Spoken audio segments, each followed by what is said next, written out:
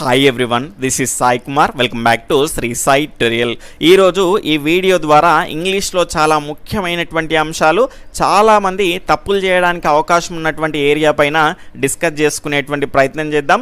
ఇలాంటి మరిన్ని వీడియోస్ని పొందాలి అనుకుంటే కనుక వీడియోని చూస్తున్న ప్రతి ఒక్కరూ కూడా లైక్ చేసి మీ యొక్క సపోర్ట్ని మన ఛానల్కి అందించండి. అదేవిధంగా ఈ వీడియోని మీ మిత్రులకు షేర్ చేయండి. ఎవరైనా కొత్తగా మన ఛానల్ని చూస్తూ ఉన్నట్లయితే ఈ వీడియో క్రింద రెడ్ కలర్లో ఉన్నటువంటి సబ్స్క్రైబ్ బటన్ని క్లిక్ చేసుకొని సబ్స్క్రైబ్ చేసుకోండి. పక్కన ఉన్నటువంటి ఆల్ నోటిఫికేషన్ బెల్ ఐకాన్ని క్లిక్ చేయడం ద్వారా టెట్ డిఎస్సి కోసం నేను నిర్వహించేటువంటి ఫ్రీ క్లాసెస్ మరియు డైలీ లైవ్ టెస్ట్లను, లేటెస్ట్ ఇన్ఫర్మేషన్ని పొందడానికి అయితే అవకాశం అనేది ఉంటుంది. ఇక లేట్ చేయకుండా మనం వీడియోలోకి వెళ్ళిపోదాం.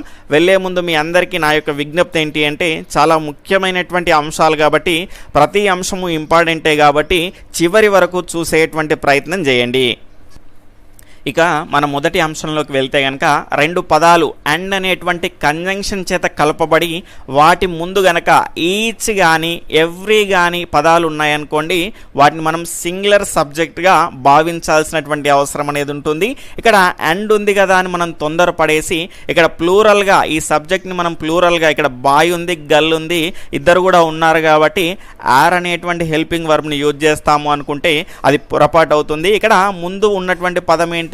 ఎవ్రీ అనేటువంటి పదం ఉంది కాబట్టి ఈ ఎవ్రీ అనే పదం వచ్చినప్పుడు ఇక్కడ సబ్జెక్ట్ని మనం అయితే బాయ్ కానీ లేదంటే గర్ల్ కానీ సింగులర్ కానీ మనం తీసుకోవాల్సి ఉంటుంది. కాబట్టి ఇక్కడ మనకు వచ్చేటువంటి హెల్పింగ్ వర్బ్ ఏంటి? ఈజ్ అనేటువంటి హెల్పింగ్ వర్బ్ అనేది వస్తుంది. రీజన్ ఏంటి? ఇక్కడ ఎవ్రీ అనేది ముందు వచ్చింది అండ్ అనేటువంటి కాంబినేషన్లో. అలా కాకుండా ఈ ఎవ్రీ అనేది లేదనుకోండి, బాయ్ అండ్ గర్ల్ అనుకోండి, అప్పుడు మనం ప్లూరల్గా తీసుకుంటాము, ఇద్దరిగా మనం భావిస్తాం కాబట్టి అప్పుడేమవుతుంది? ఆర్ అనేది వస్తుంది. ఇక్కడ ఎవ్రీ వచ్చింది కాబట్టి ఆర్ అనేది రాదు. అదేవిధంగా next example, each pen and pencil dash useful. ఇక్కడ చూడండి, ఈచ్ అనేటువంటి కాంబినేషన్లో అండ్ అనేది వచ్చింది కాబట్టి ఇక్కడ మనము రెండింటిగా తీసుకోవద్దు, ఒకే దానిగా తీసుకోవాలి, సింగులర్గా తీసుకోవాలి. కాబట్టి పెన్ లేదా పెన్సిల్గా మనం తీసుకుంటాం కాబట్టి ఇక్కడ ఈజ్ అనేది వస్తుంది, సింగులర్ కాబట్టి ఈజ్ అనేటువంటి హెల్పింగ్ వర్బ్ అనేది వస్తుంది. అలా కాకుండా ఒకవేళ ఈచ్ అనేది లేదు అనుకోండి, ఈచ్ లేకపోతే కనుక ఇక్కడ పెన్ అండ్ పెన్సిల్ రెండింటిగా మనం పరిగణిస్తాం కాబట్టి అది ప్లూరల్గా తీసుకుంటాం కాబట్టి దానికి సూటబుల్ అయ్యేటువంటి హెల్పింగ్ వర్బ్ వచ్చేసి ఆర్ అవుతుంది. ఒకవేళ ఈచ్ కానీ ఎవ్రీ కానీ ఉంటే మనము దాన్ని సింగులర్ సబ్జెక్ట్గానే పరిగణించాల్సి ఉంటుంది.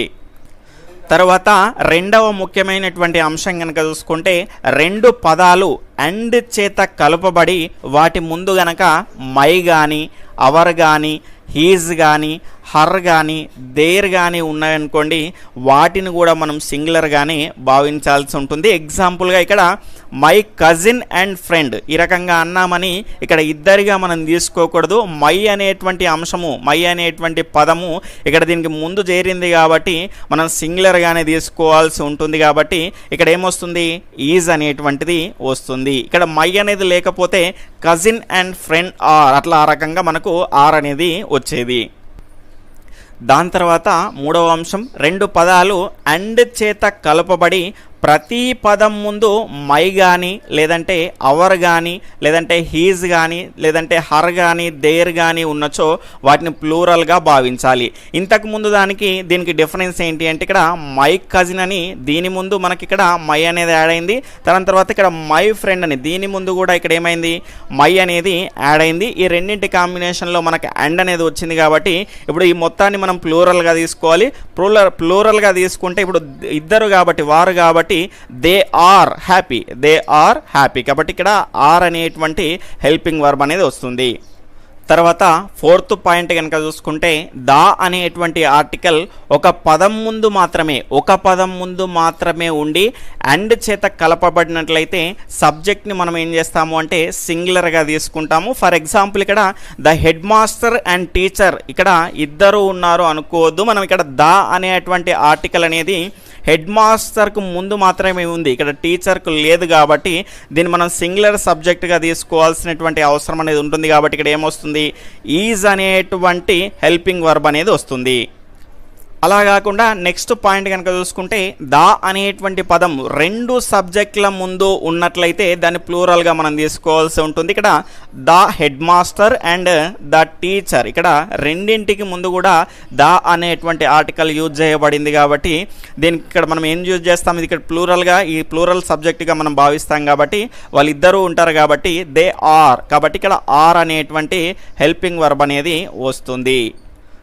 తర్వాత నెక్స్ట్ పాయింట్ కనుక చూసుకుంటే ఏవీని రెండు పదాలు అండ్ చేత కలపబడి ఉన్నచో మనం దాన్ని ప్లూరల్ సబ్జెక్ట్గా తీసుకుంటాం. ఇది అందరికీ తెలిసినటువంటి అంశమే. ఇక్కడ రాకేష్ అండ్ మహేష్ ఇక్కడ ఇద్దరు ఉన్నారు కాబట్టి దే ఇక్కడ దే అనేటువంటి సబ్జెక్ట్గా మనం భావిస్తాం, వారు కాబట్టి ఇద్దరు కాబట్టి దే. కాబట్టి ఇక్కడ వచ్చేటువంటి హెల్పింగ్ వర్బ్ ఏమవుతుంది, మనకి ఇక్కడ గో అనేది వస్తుంది. ఇక్కడ చూడండి మనకు రెగ్యులర్లీ అనేది ఏంటి, ఇక్కడ సింపుల్ ప్రజెంట్కి సంబంధించినటువంటి కీవర్డ్గా మనం చెప్పుకోవచ్చు.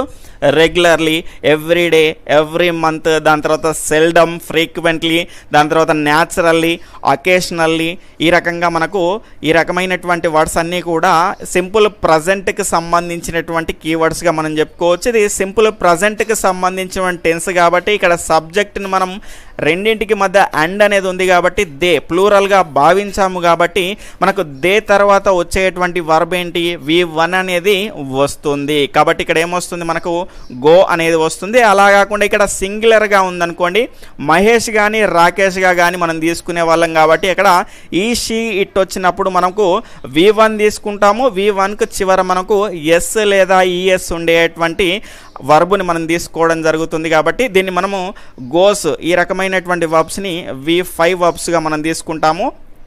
ఇక్కడ చూడండి ఈ రెండు పదాల మధ్య మనకి ఏమొచ్చింది, అండ్ వచ్చింది కాబట్టి దీన్ని ప్లూరల్గా మనం భావిస్తాము. ఇది ఏ టెన్స్లో ఉంది, మనకు ఇక్కడ సింపుల్ ప్రజెంట్ టెన్స్లో ఉంది కాబట్టి వర్బ్ అనేది ఏమవుతుంది, V1 అవుతుంది. అక్కడ మనకి ఇక్కడ దే అనేది ఉంది కాబట్టి దీనికి సూటబుల్గా ఉండేటువంటి వర్బ్ని మనం ఎంచుకోవాలి కాబట్టి option B is right answer.